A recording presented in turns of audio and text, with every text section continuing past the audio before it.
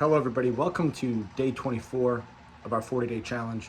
This is going to be a special episode as it will be a full hour long and yet another public service announcement. Yesterday I spoke about MedCram putting out a 1-hour video on vitamin D and the latest research. I'm going to play clips from that vitamin D research just so that you guys get the idea. What I am going to tell you guys is a couple things. One, I want you to recognize that it has been the recommendation of the FDA to supplement with 600 to 800 IUs of vitamin D for decades now. And like I said yesterday, this may have cost hundreds of thousands, if not millions of lives during COVID. The research is laying that out clearly. You may say to yourself, well, how is the FDA supposed to know that you could supplement with more? The answer is because the evidence was abundant. We knew and do know and continue to know what the safe upper limits of vitamin D supplementation are, what its implications are on the immune system, and much, much more. Today, I'm going to attempt to show you guys what MedCram missed. And I'm going to implicate a couple of other doctors here, along with something that I wrote in my own manual back in 2008. It's brief. I will read it first. And hearing it, you will recognize that as you hear what I'm writing, again, this is in 2008. As we go through this video, you will recognize that today, 13 years later, how important this information really is. MedCram they relegated this to vitamin D, but I'm going to bring in a couple of other things that are important. So obviously you get vitamin D from sunlight and supplementation, but what they are underreporting is the relevance of the sunlight itself. And I am going to show you how and why this is actually so important and things that we can do about it.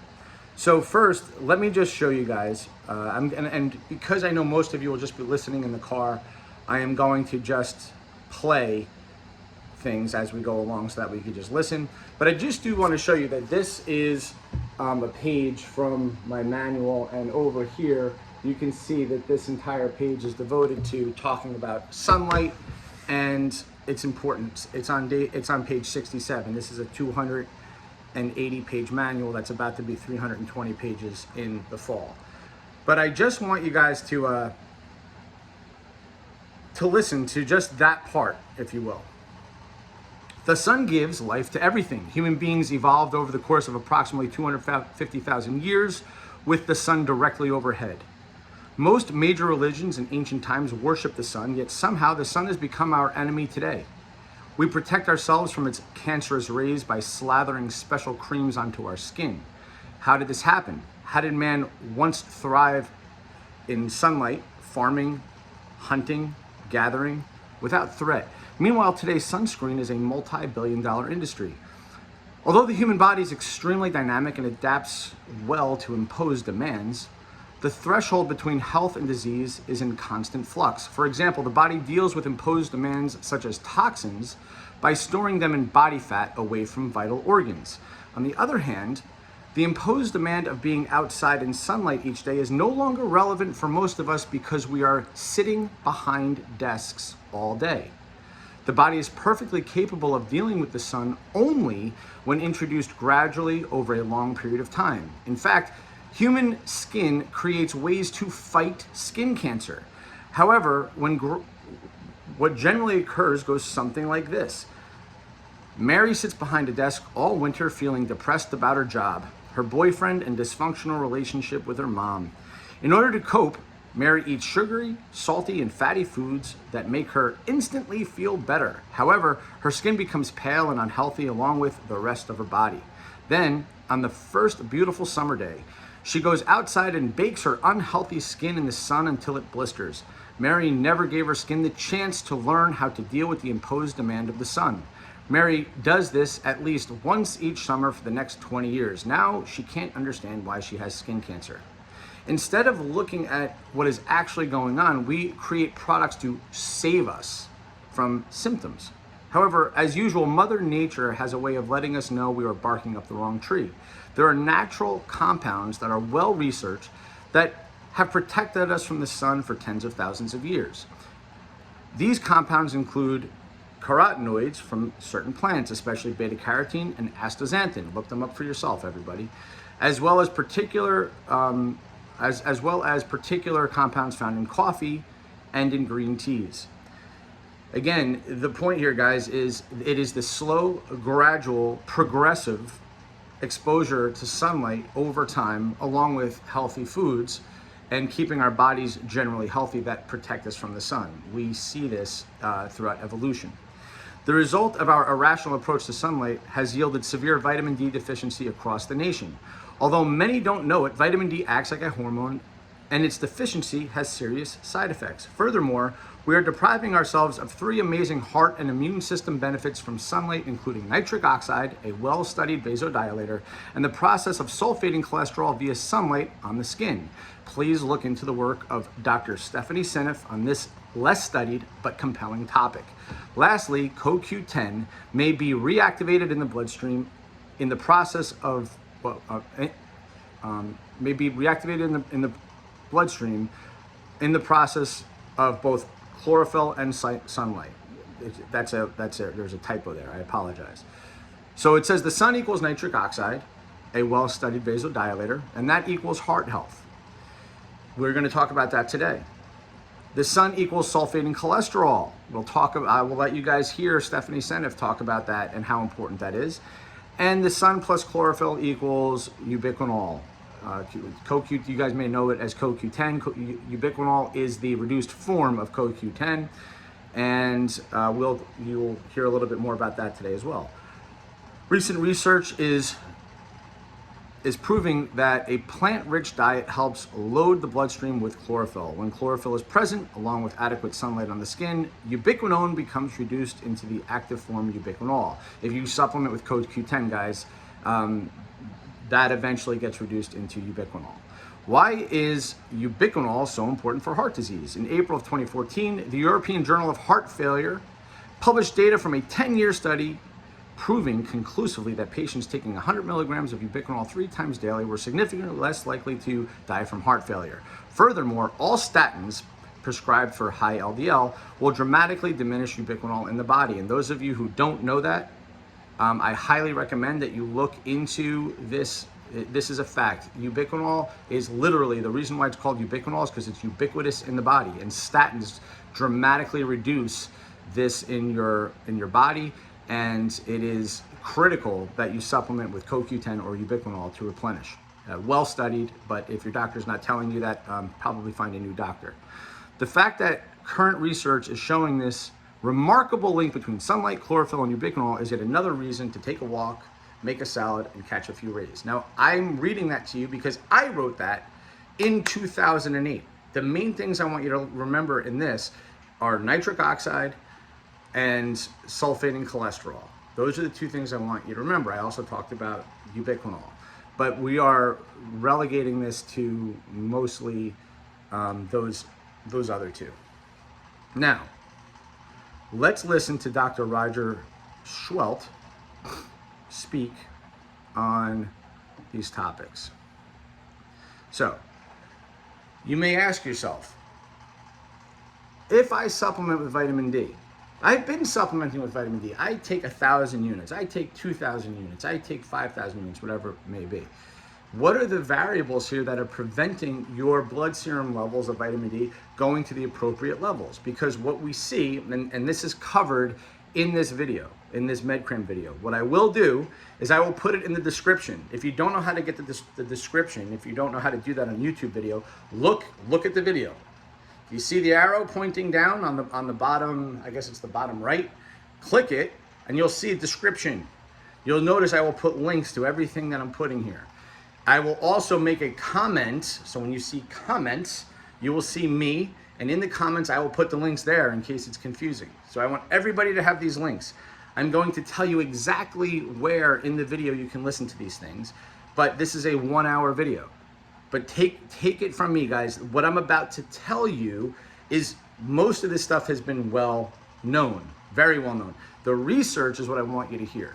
But you may ask yourself, and this is the important thing, why is it that unless you get your vitamin D levels checked via blood work, why is it not in that protective zone? And the protective zone that we're seeing here, guys, is not over 30.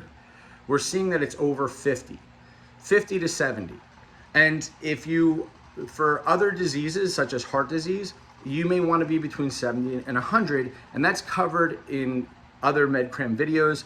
And the reasons for that are even more interesting. I won't get into there, but I will tell you this, that the reasons why why that likely is, has much more to do with what we're seeing with vitamin D levels that high when combined with these other things that we're about to talk about.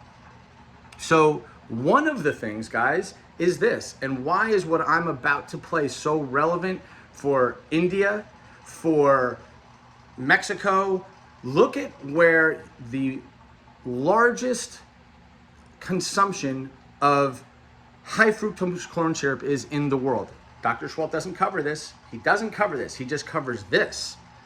But what do you notice is going on in India? What do you notice that's going on in some of these other areas that we're about to cover is the massive consumption of high fructose corn syrup. Why? Because fresh water is difficult to come by. So they drink soda instead, high fructose corn syrup. What does high fructose corn syrup do to serum vitamin D levels? Hear it for yourself. Showed that we presented in update 83. So you may be supplementing, you may be out in the sun, but if you have a diet that's high in high fructose corn syrup, and I'm not talking about fructose from fruits and vegetables, but actually high fructose corn syrup, that is something that can cause problems, and you may not get enough 125 dihydroxy vitamin D. We'll put a link to that video, number 83. Now, I have covered that in previous 40-day challenges, the high fructose corn syrup, the mechanism by which it's happening, and how it is, in fact, blocking vitamin D. But that was at exactly 7 minutes and 28 seconds of the MedCram video, if you want to listen to the full description itself. And he tells you there's another video that apparently he did that talks about high fructose corn syrup. So let's just pause there real quick. What we already know, and I hope everybody knows this at this point, because this has been covered, certainly, hopefully my clients know this, because I don't think I've said this, less than 1 million times. The things that hamper vitamin D the most is age, obesity, right? And skin color. Why? Okay, well, first of all, when the sunlight hits your skin, the older you get, the harder it is for these conversions that he just described are to happen. The harder these conversions are in the human body, the older you are. Everything gets harder. The reason why you age, the reason why you look older has everything to do with the quality of the protein that your body is able to regenerate. Everything is made of protein. Skin is elastin, right? Like everything is protein. So your body's ability to keep reproducing this over and over and over, it gets, the efficiency becomes less. There's more sort of mistakes, and that's why you age. Well, similarly, that's what's happening with sunlight as it hits your skin. These conversions get less efficient. Okay, well, similarly, the darker the skin, the less the conversion. I put this out 18 months ago, and I was accused of being racist. But why? I said this is likely why you're seeing more people with darker skin having less than optimal results once they get COVID, and I pointed to vitamin D and the darker skin color, and literally it was commentary that I'm being racist. No, I'm just being scientific, because this is what we know, and the research now shows it clearly that the darker the skin, the less vitamin D, and therefore the outcome is worse. The other thing is obesity. Vitamin D, so vitamin A, vitamin D, vitamin E, vitamin K1, and vitamin K2. These are fat-soluble vitamins. So in the case of obesity, a lot of that available vitamin D is going to be sopped up into body fat. So what does this sound like? ask yourself, what are the 3 major things that we see with bad outcomes for COVID? 1 is obesity. 2 is you're older. 3 is darker skin color. Holy cow. So those 3 things that map onto the things that are most likely to be vitamin D deficient turn out to be the thing that leads to the worst outcome when it comes to COVID. These are all things that you will admit that if you go back, I said 18 months ago. But those are the easiest things to understand, right? The things that are a little bit more difficult to understand about why you can't get your serum blood levels over 50 in those optimal ranges need to be understood here, and why you likely need to supplement with more than just 2,000, 3,000, 4,000, or 5,000 IUs. Some of you, especially if you fit into those 3 categories, may need to supplement with 10,000 IUs and get your blood serum levels checked to make sure that you're over 50, but certainly under 100. Too much vitamin D can lead to hyperkalemia, which is high potassium. Now, we talked about, if you've been following the 40-day challenge, we talked about electrolytes and electrolyte balance and how tightly your body regulates these things. Calcium's an electrolyte, potassium's an electrolyte, vitamin D is implicated with calcium. So that's why you may see hyperkalemia at the higher level of vitamin D. Now, it is extremely difficult to get over 100. You would be a hyper responder to vitamin D if you do, and that's very, very rare. And when I say very rare, you're 1 in about 10,000. There's been research studies where they did on average 4,000 IUs, 5,000 IUs, 20,000 IUs, and the outliers of people that were able to get to over 100 were in the 1 in 1,000, 1 in 5,000 people. My point is that you won't know unless you get your blood work checked. And conservatively speaking, as we get into the winter, guys, you should opt toward the 10,000 IUs a day, especially if you fit into this category. You're older, you have darker skin, you're overweight, and the more overweight you are, the more you want to tend to get to that 10,000 each day, no matter what. And then after about a month, get your blood work checked to make sure that you're over 50 and under 100. So I'm going to play just briefly just a couple of results from the research so that you guys can appreciate some of these results. I'm just going to play a few of them for a few minutes, and then I'm going to talk about things that are being missed. So we have these 3 things. Keep in mind: body weight, darker skin, age. Then we talked about, and I give them a lot of credit here, high fructose corn syrup. Why does that matter in the world today? Look at India, look at what's happening. I want you to look at the world, what's happening here, and what do we know about vitamin D deficiency? What are their behaviors? High fructose corn syrup, darker skin, age. Well, that's all true with India, right? But there are other things that you're going to hear as we go along that can help explain what seems to be inexplicable. Here we go. Sort of runs right through Southern California, is studies have shown that if you live above the 35th parallel, you can't really get enough vitamin D just by sun exposure in the wintertime.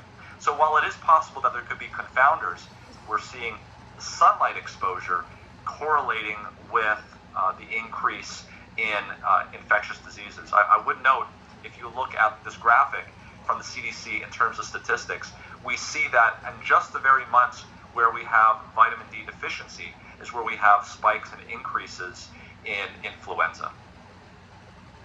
So we've got good data that shows that a major cause of vitamin D deficiency is inadequate exposure to sunlight. Also have good data that we'll talk about that there is an association between vitamin D and the BMI, and that patients with kidney disease, just like we see in COVID-19, can lose vitamin D3 out of their system. All right, so that's another one that he just mentioned, is kidney disease, which we didn't. Kidney disease is on the more rare side compared to the overconsumption of high fructose corn syrup, but another great point. We also have good data that for more than a century, vitamin D deficiency has been suggested to increase the susceptibility to infection. And when you look at the extreme vitamin D deficiencies, for instance, in children with nutritional rickets, they also had an increased risk of respiratory tract infections, or RTIs. And as we talked about, the seasonality of these RTIs and low 25-hydroxy vitamin D levels during wintertime has been suggested as the seasonal stimulus for these infections. And if this is so, obviously this would be a major public health factor. And as we talked about, vitamin D may play an increased role in calcium metabolism. It may actually play a role as stimulation of the innate immune system. Stimulation of the innate immune system. Another 40-day challenge topic, the innate immune system. Vitamin D stimulates the innate immune system. And other immune functions. And other immune functions. What might those be? As we talked about, this VDR, or this vitamin D receptor, has been shown to be present in myeloid and lymphoid lineage cells. And these are the cells that are important in fighting off COVID-19. For instance, They're the cells that are important in fighting off what? COVID-19. monocytes and neutrophils. We also got good evidence that shows that vitamin D may enhance the expression of human cathelicidin, which is an antimicrobial peptide, which is of specific importance in host defenses against specifically respiratory tract pathogens. Respiratory tract pathogens. Okay, then we're gonna skip to that. So that was at 9:40 to 11:51. For those of you who are interested, you can just have a little notebook out if you want to go back. But you should listen to the whole thing if you want, guys, because I'm just sort of making sure you get the flavor of what's talked about here, and then I'm going to add some things as we go. So here we go. New England Journal of Medicine, actually not recent, it's been a couple of months now, that showed that in autopsies in patients with COVID-19 compared to those who did not have COVID-19, there was a 9-fold increase in blood clots in the lung tissue. 9-fold increase in blood clots. I want you to remember blood clots. I want you to remember that. Blood clots. And then I'm going to take it back to blood clots in a couple of minutes. Just remember, 9-fold increase in blood clots with vitamin D deficiency. So that is something that is very unique. And then when we started to look at the epidemiology of patients with COVID-19, again, more eyebrows being raised. Here's a pretty powerful study looking at 17 million patients, specifically looking at about 10,000 COVID-19 deaths. And what did we see? We see something really interesting.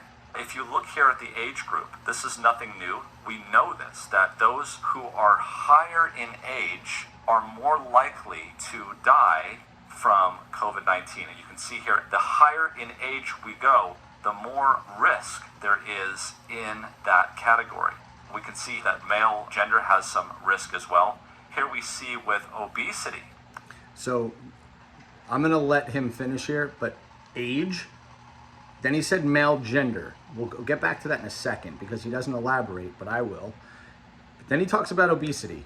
That as the obesity level goes up, the risk starts to go up as well. And here we see again with ethnicity, as we start to compare to Caucasian or white, that all of these darker skinned races have increased risk for death in COVID-19. And if you will remember, these are exactly the same three things that we saw put people at risk for vitamin D deficiency. Both elderly age, increased obesity, and darker skin color. Okay, there it is. Those are the three most obvious things. Age, obesity, ethnicity, and what do they also correlate to? They correlate to the fact that you are most likely going to be vitamin D deficient by all the mechanisms that I said previously. Why might men be dying more? Because if you look it up, guys, estrogen is extremely protective for lots of diseases. So, you don't want estrogen too high, and testosterone may be implicated, meaning testosterone just in general may be implicated in disease as well. So meaning there's a hormonal cascade here that that we're still trying to figure out in terms of what might be going on, what's protective, what's not protective. Now, and then of course, women just tend to be smaller than men, right? So when we talk about viral load of the whole body, just being a smaller person may be protective as well. he doesn't mention that, but I wanted you to appreciate that. So now, here's the next thing. Check this out. Associated with those. That was a great chart that you just showed about different patient characteristics and hazard ratios associated with those patient characteristics. And I was impressed by it, and then I looked closer and I saw that smoking status, specifically current smokers, was actually a negative risk factor. Which means that smoking is protective. Whew. Get ready to perk your ears up, everybody, because I wish my 2 kids were here, because they will tell you what their father gave them in their Christmas stocking this year. Here you go. That was back in December. It's now July. But check this out. Listen. Presumably, these patients would have better outcomes than non-smokers. That made me question the validity of this data. But what's your thought on this? How can you explain that? Oh, no, I don't think it should make you question at all. You know, early on, we felt that it was the patients with lung disease that were going to be the ones that were ending up in the hospital. But clearly that's not the case. The type of people that we're seeing that are having severe reactions from COVID are the ones with cardiovascular disease. This is a vascular inflammatory condition, not one that necessarily hurts the lung from a respiratory standpoint. I mean, there's several explanations for this. Nicotine is a known anti-inflammatory. What's that? Nicotine is a known anti-inflammatory. That's why for Christmas I gave my kids nicotine gum, 2 milligrams. Told them to chew it every other day during the winter. You may think I'm crazy, but of course, you know, what the hell do I know? Certainly look up the research for yourself, but we do see that it is in fact true. Now again, you may say, well, why would I am not giving my kids cigarettes. It's nicotine. It's 2 milligrams. And if you look at the protective benefits of nicotine in the brain, it has certain mechanisms, and as he just mentioned, anti-inflammatory, it is well worth its protective mechanisms through the winter. And you can actually use it in the context of your exercise in a pretty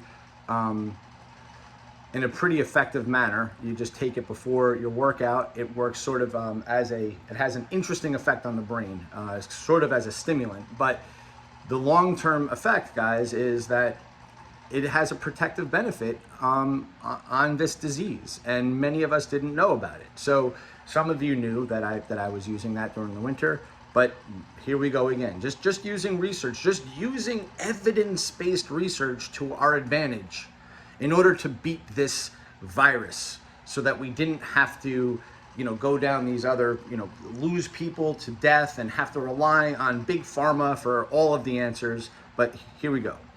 And of course, it's through inflammation that COVID does its dirty business. There's also well known in COVID-19, in smoking, increases in nitric oxide. What? It increases what?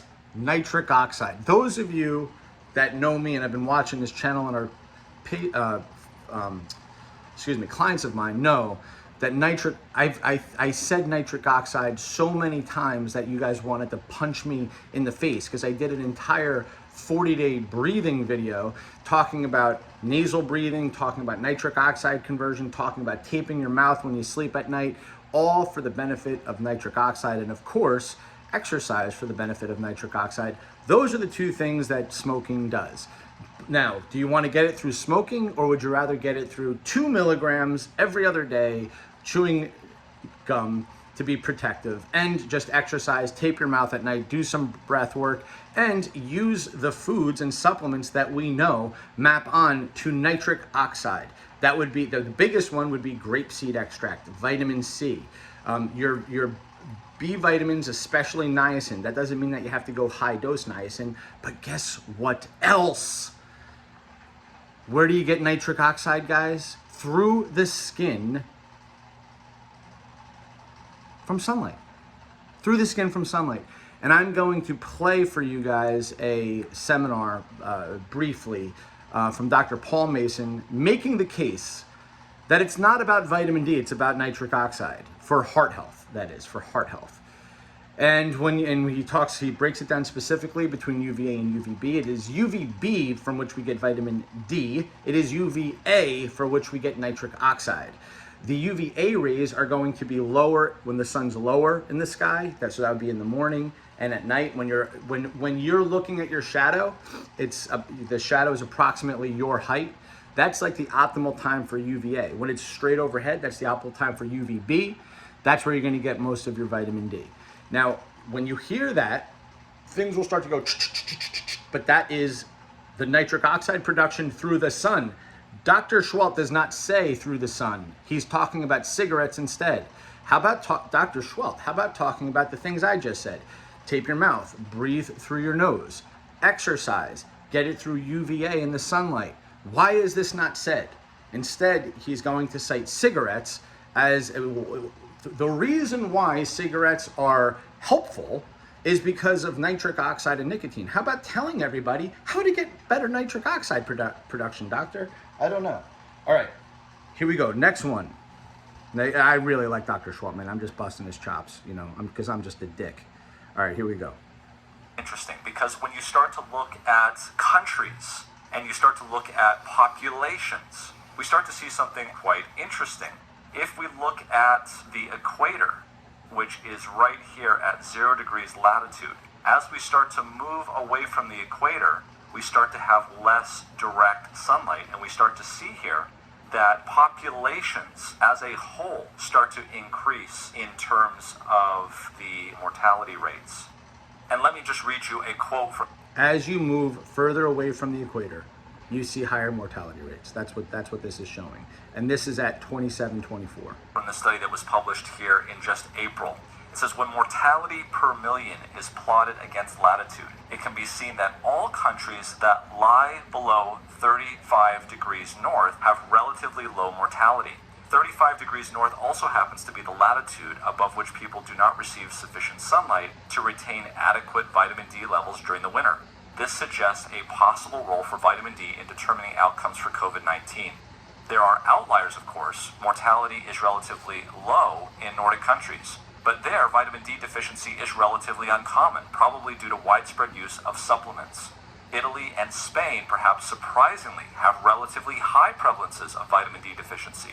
Vitamin D deficiency has also been shown to correlate with hypertension, diabetes, obesity, and ethnicity, all features associated with increased risk of severe COVID-19. Okay, so you just heard it explained there again, that there's this 35th parallel, both in the northern and southern hemisphere, that above it, you're more at risk for COVID-19 infection and death. And despite the fact that there are certain countries that fall within below that 35th parallel, we're noticing that that country is vitamin D deficient. So so people that want to make this statement like, well, look, they fall within, why would they be vitamin D deficient? Well, so far we've explored 5 things. 1, older. 2, darker skin. 3, obesity. 4, high fructose corn syrup. 5, kidney disease. But let me give you another one right now, because again, Dr. Schwalt doesn't discuss this, and it's one of the most obvious things. Guys, when it's sunny out and you live in a sunny area, what's the first thing you do before you go outside? You put sunscreen on. I alluded to it in the very first thing when I read my thing. What do we do today? We slather sunscreen on. As soon as you put sunscreen on, you're blocking all of the benefits of what we're describing. Oh, the elephant in the room. Okay, but again, Dr. Schwalt does not say this in this video. You have to think for yourself. And I'm not even close to done to talking about all of the things that Dr. Schwalt misses about why vitamin D is not optimal in the blood. Because people say, well, I'm supplementing, right? Well, you're clearly not supplementing with enough. And we know what happens when you supplement with the first 1,000, then the second 1,000, then the third 1,000. At the end of the day, it's the first 1,000 that's going to move your blood, your serum vitamin D levels up the most. The next 1,000, not as much. The next 1,000, not as much. So the higher you go, you get up to 5,000 and 10,000, you're gonna move the needle just a little bit. So in order to get from that 45 to 50, you may need an extra 5,000 or 6,000 or even 10,000 IUs, depending on the cluster of variables that you have going on here that we've discussed so far. That's why it's so important to get your serum vitamin D levels checked. Again, we're talking about what may have implicated about 2/3 of the deaths in COVID-19, and yet I know for a fact that this population that I'm talking to right now, despite all of the implications here, won't go get their vitamin D levels checked. This is the world we live in. Day one, I predicted. Day one, I started to almost cry on the video saying, okay, I thought 5% of the world was about to die from COVID, and I said, I'm gonna tell you everything that I know for 40 days, and I became extremely emotional, and I said, but this is what's gonna happen. We're all about to not move, we're all about to watch Netflix, we're all about to get fatter, we're all about to drink a whole bunch of alcohol. This is what's gonna happen. Instead of reacting to the freaking challenge that nature's calling to us, we failed, and we failed predictably. And despite all of this that I'm giving you guys here, how many of you will then now finally say, let me go get my vitamin D levels and my children's vitamin D levels and my mother's vitamin D levels and my father's vitamin D levels checked in order to protect them from the coming variants of COVID this winter? Please realize you're in the middle of the summer. To not check it again in October or November or December to see where those serum levels are would be a terrible mistake. Let's continue to listen to the evidence. And here is another paper along the same lines, this one published in May of 2020, titled The Role of Vitamin D in the Prevention of Coronavirus Disease 2019 Infection and Mortality.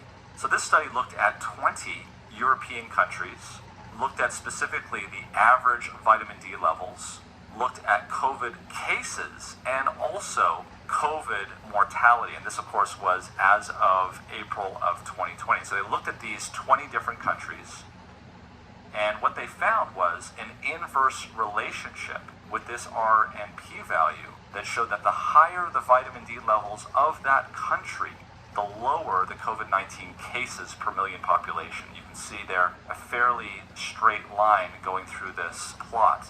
So once again, these are nanomoles per liter, so you need to divide by 2.5 to get nanograms per deciliter. Now this is for cases. What about mortality? Well, they did the same thing for mortality, and it was very, very similar.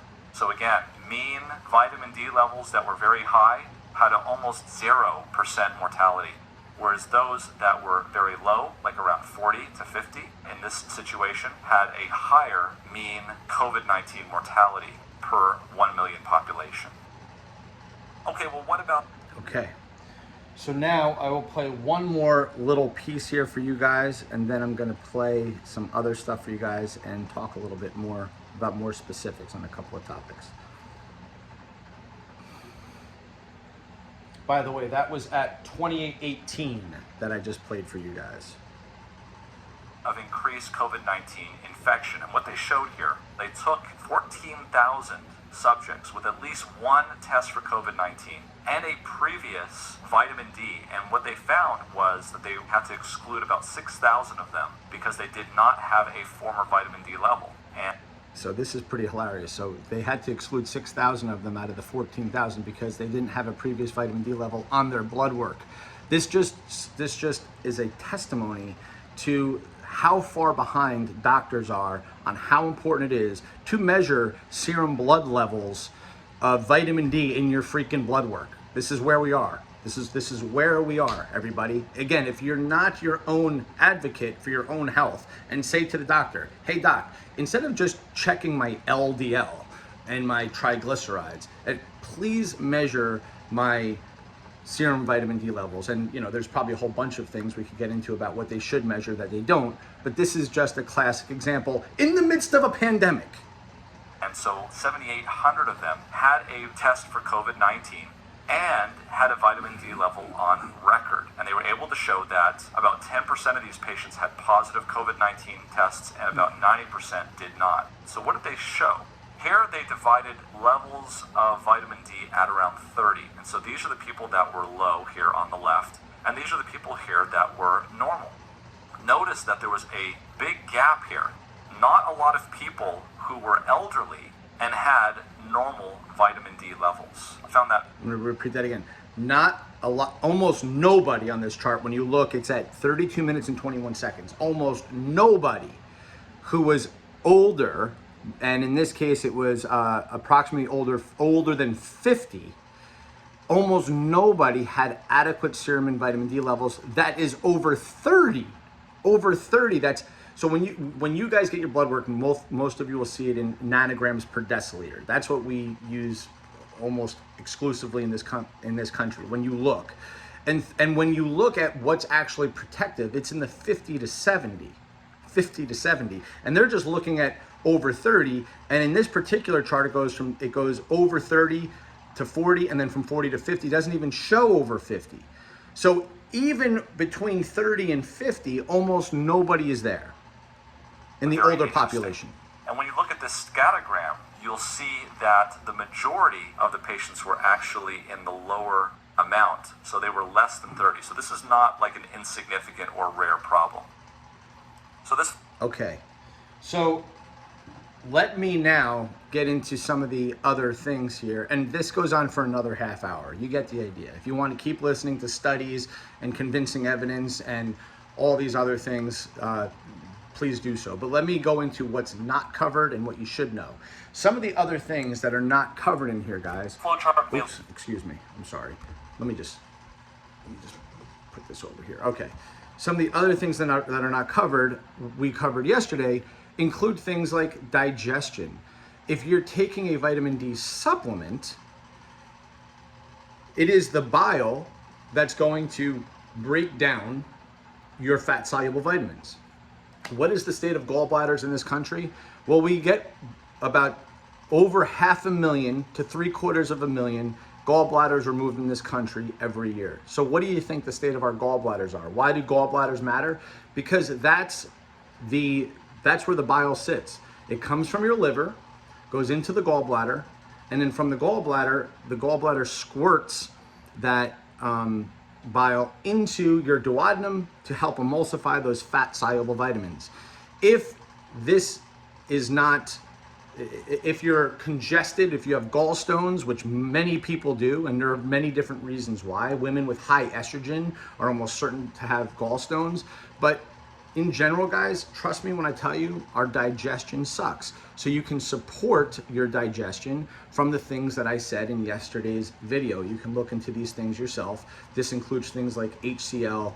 This includes things like glutamine. This includes things like pancreatic enzymes. This includes things like ox bile. And understanding how and when to use them, please do your due diligence and look them up for yourself, or you can ask questions and I'll send you things to listen to in terms of how to do this. But if you're supplementing with vitamin D, you must be able to emulsify these fat-soluble vitamins, otherwise they won't absorb. Again, Dr. Schwalt does not cover this. Next thing, and then we talked about sunscreen already, which he did not cover. Next thing are genetic polymorphisms, guys. And the most common one is CYP2R1. That's a gene that is in charge of this conversion into the active form of vitamin D in your body. And it's not the only one, guys. There's a cluster of vitamin D genetics that you can look into for yourself on your genetic on your 23andMe. Man, he just wants to keep talking. In your 23andMe results. But guys, you don't have to do that. You could just get your serum vitamin D levels checked and see, are you taking enough vitamin D? I am just trying to explain to you that the reason why your 2,000 IUs or your 600 IUs of vitamin D a day sucks and it's not effective are for all of these variables that I'm explaining.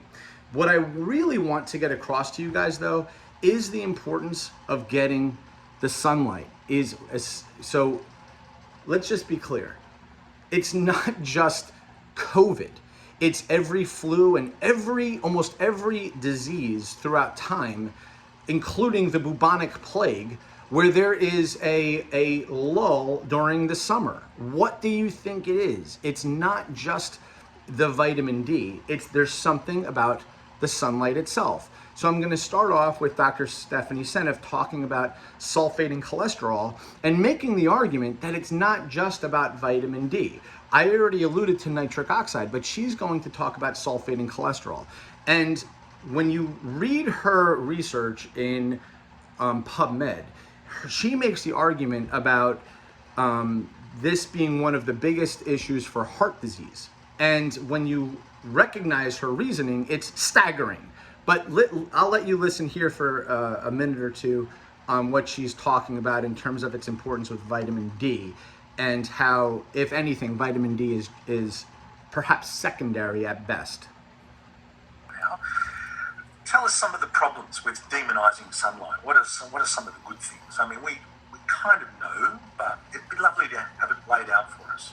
Cholesterol sulfate. I talked about it already.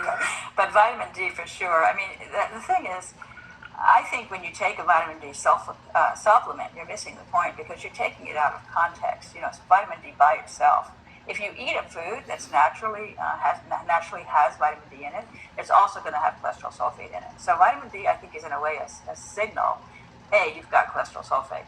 And vitamin D also is interesting because it goes through a lot of steps before it becomes active. It goes to the liver and it gets converted to a 25 hydroxy vitamin D, and then it goes to the kidneys and it gets converted into 1,25 hydroxy vitamin D, and then it's active. Then it can be received and cause change, metabolic policy decisions in the cells that are generally good. But if you're taking huge doses of vitamin D, first of all, you're distracting the liver side enzymes. They have to be busy activating vitamin D instead of doing other more important jobs like, oxidizing cholesterol and making bile acids and detoxing toxic chemicals. I mean, there's a lot of things that those cytochrome P450 enzymes do. Now, I'm going to pause this here, because if you heard what she just said, if you're taking large doses of vitamin D, it's distracting the liver's ability to do other things. If you listen to the MedCram video, this is why it's important to get all that information, tie it together in your brain, in yourself, okay? You'll hear that there was a study where they gave one bolus dose of 200,000 IUs to people that were already in the hospital. Based on what Dr. Seneff just said, do you think that was a good approach? Or do you think they should have given the vitamin D steady and over time?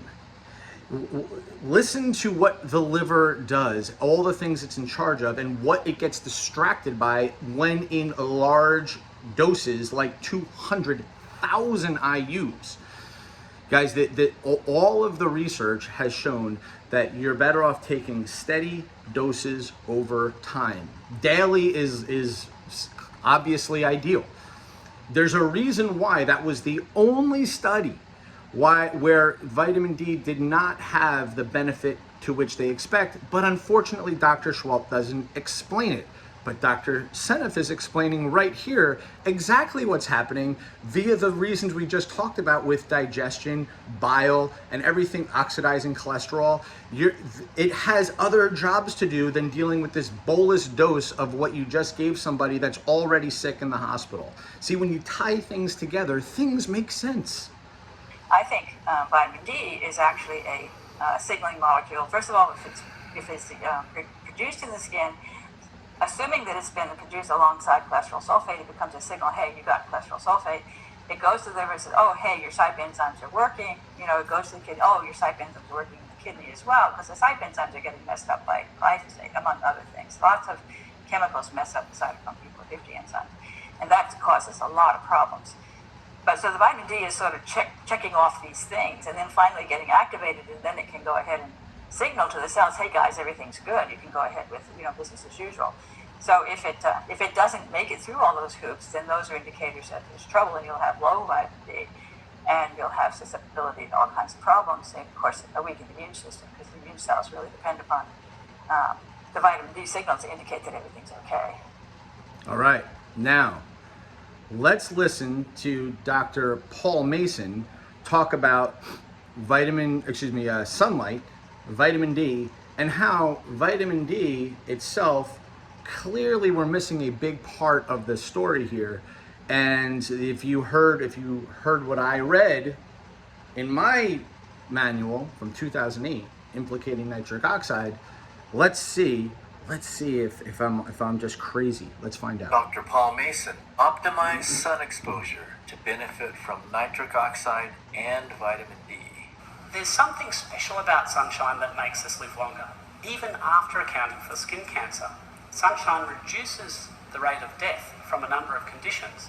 Let's take a look at a Swedish study, and it compared those with a history of sunbathing vacations compared with those who had never been on a sunbathing vacation. And what they found was that there was a statistically significant trend for lower mortality in those who had been on sunbathing vacations.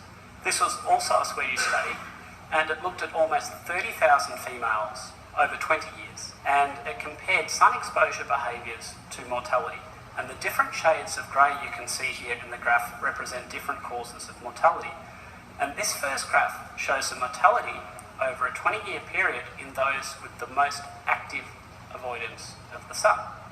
This is the group with the most active sun exposure. And you can see even further a larger reduction in mortality. The more sun exposure we have, the more likely we are to have skin cancer. But on the other side of the coin, UV radiation is associated with a reduced risk of about 14 other different types of cancers, as well as reducing the risk of heart disease and diabetes. Let's have a look at a study that looked in particular at skin cancer and mortality. So this graph here compares the mortality rate in those with a diagnosis of melanoma skin cancer compared to those without a history of any skin cancer. So the light grey line here shows those with melanomas, and the darker line here shows people without any skin cancer. And you'll notice that there's very little variation between the two groups. What about non-melanoma skin cancer? You can see here in the light grey line that those with non-melanoma skin cancers, on average, lived longer than those without any skin cancer. You can see there's almost 10 years difference between the two groups. Even in the presence of skin cancer, sun exposure might be beneficial. Ultraviolet radiation has a smaller wavelength than visible light, and we divide it into three categories: UVA, UVB, and UVC. Let me pause there for a second. Before everybody gets caught up on the skin cancer thing, let me just put your mind at rest and go back to what I read from my manual back in 2008. Do this research for yourself. Simply look into the things that I just talked about. I want you to look into astaxanthin, beta carotene, coffee drinking, tea drinking, and its effect on whether or not you get skin cancer longitudinally. Coffee drinkers, caffeinated coffee drinkers, green tea drinkers, foods that are high in astaxanthin and beta carotene, which you're getting mostly from fruits and vegetables, and look at their protective benefits, as well as keeping in mind what I was pounding my foot about. The way to do this is not to go out and burn your milky white unhealthy skin day one, is to get slow, steady, gradual, never burning your skin sun exposure. Before everybody gets focused and dialed in on what he just said here, please understand that he's making the argument that despite everything I just said, he's making the argument that sun exposure, despite all that, maps onto longevity, even in the presence of melanoma. But again, if I will put the link to this in the description. It's only 10 minutes long, but I just wanted to be clear. If you want to mitigate all these problems, hear what I'm saying. Slow, steady, gradual sun exposure, never burn your skin, astaxanthin, beta carotene, those are carotenoids, coffee drinking, tea drinking, many other things, protective, extremely protective of the sun. UVA, which you can see in yellow, easily penetrates the atmosphere, and most of it reaches the ground. In contrast, a lot of the ultraviolet B radiation is attenuated by the ozone layer before it reaches the ground. The thicker the layer of atmosphere that it passes through, the less of it that will end up striking the ground. So when the sun's directly overhead, it's passing through the shortest amount of atmosphere before it reaches us. So we're getting relatively proportional amounts of UVA and UVB exposure. But when the sun is lower in the sky, as in earlier in the day and later in the day, the UV radiation passes through a much greater mass of atmosphere, and especially the ozone layer. And this mostly affects UVB levels. So you can see here in this graphic that when the sun's coming up in the morning, the amount of ultraviolet B radiation is actually far less. This is the main cause of sunburn, and it's the principal cause of skin cancer. Both accumulated UVB exposure and intermittent intense exposure have been shown to contribute to different types of skin cancer. Accumulated UVB exposure and intermittent intense exposure contribute to skin cancer. On the other side of the coin though, UVB is what leads to the production of vitamin D in our skin from cholesterol. And it's this vitamin D that many people attribute the health effects of the sun to. But as we're about to learn, while vitamin D is really important for a bone health. I'm going to pause there. So you just heard this whole thing about vitamin D. Go for an hour with Dr. Schwelt, an hour with me. The evidence is compelling, but yet there's still something missing here. And it has to do with UVA, not the UVB. The UVB is where we get the vitamin D. And clearly there's something going on here with that's being protective from COVID. But what about that UVA? That UVA is the thing that gives us that nitric oxide. It's the UVB that gives us the sulfation of cholesterol and the vitamin D. So the point is, guys, it's the combination of both. But let him continue here. It doesn't significantly impact our lifespan. UVA, in contrast, is far less implicated in skin cancer. To a degree, it can cause a slight increase in risk, but much less than with UVB. It does play a role in skin aging, and it might also contribute to wrinkles. UVA radiation releases a substance called nitric oxide in the skin. Let me pause again before you kill me. Again, please look into carotenoids, especially anthocyanin, and its benefit on wrinkles and the skin before you guys start going, oh my goodness, I'm not gonna expose myself to the sun at all. Healthy skin, guys, healthy skin deals with the sun. Again, we evolved under the sun for tens of thousands of years. We were meant to be under it. But what we're not meant to do is have high fructose corn syrup.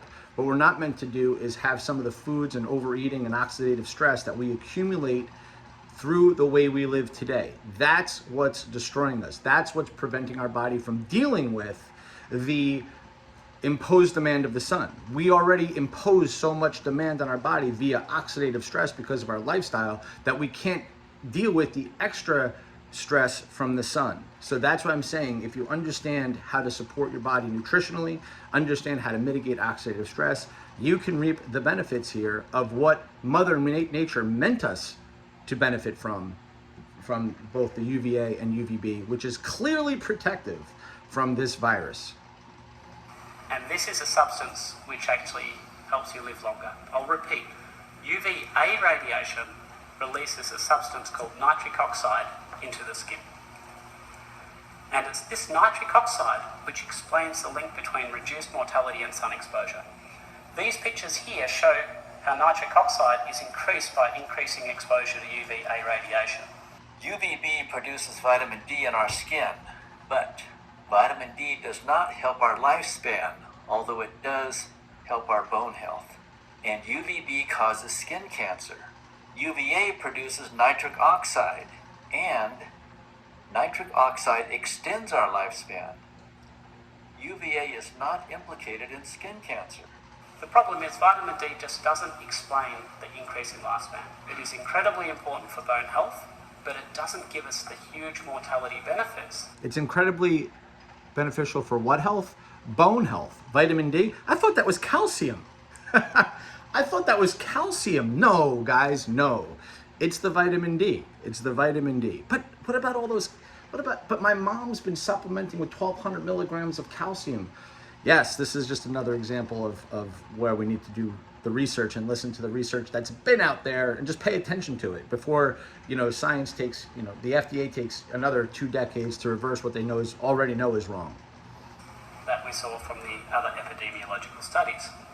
So where does vitamin D come from? Well, we can get about 5 to 10% of our daily requirements from food. Now, very few foods naturally contain vitamin D. Fatty fish, liver, and eggs, so another source is needed. That source is the sunshine.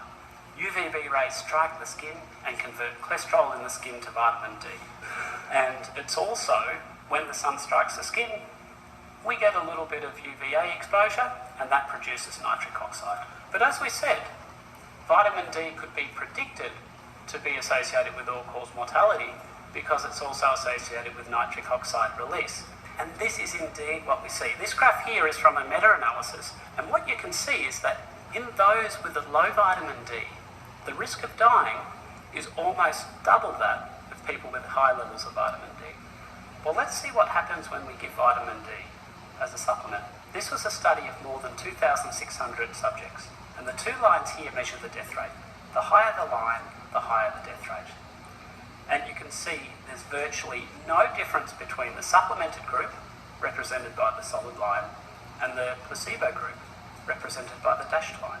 And this finding has been replicated many times. Vitamin D is probably not the answer. So this is in vitamin D and cardiovascular outcomes, just simply showing that there's no real statistical difference. But again, what we're seeing is a statistical difference in disease. And we see this in flu, we see this in viruses in general. That's what's important here. He's trying to tell you, just so everybody's being clear, everyone's on the same page, that there's something beyond the vitamin D that's beneficial that comes from sunlight, and it's nitric oxide. I'm over an hour here. I'm gonna stop here, but if you're interested in hearing more, guys, I'm gonna do a quick recap. I hope you understand these things. That number one, what I hope you've learned here is that as great as Dr. Schwalt is in covering the over 1 hour on vitamin D, what he missed was, so he did cover high fructose corn syrup, age, skin color,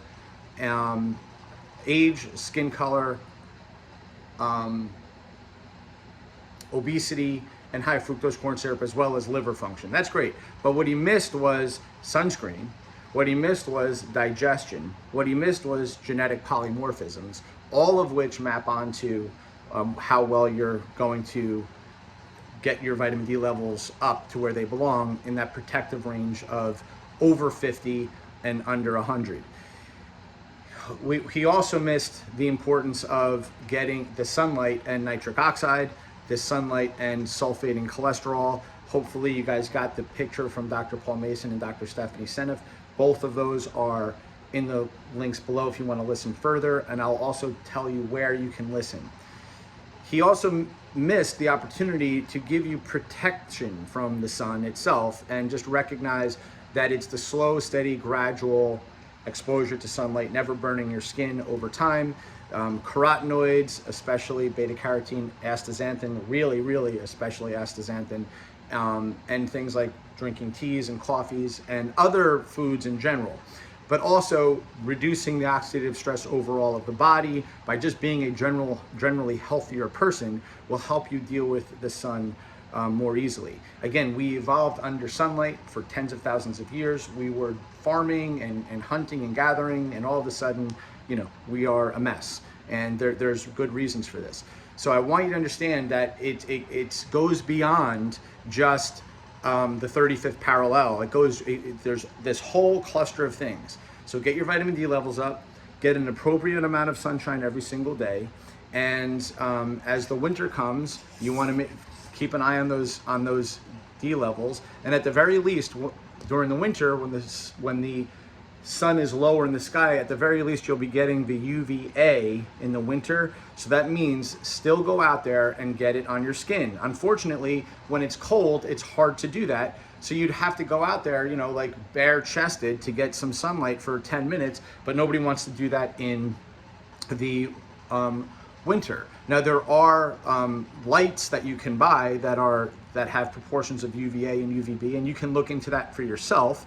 There's also a lot of research on how protective red light therapy can be. I did a whole thing on red light and how protective red light has been shown to be from UVA and UVB, and just in terms of it sort of prepping the skin for this. That would be, what the heck is his name? I think it's Dr. Hamblin from Harvard that you can listen to for red light therapy. So much stuff, guys, so much stuff, so much information.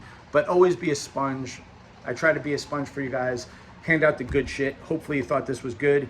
And if you like this, please thumbs up, please share it. It's important to me. If you haven't subscribed yet, please do so. I appreciate it, guys. Have a good day.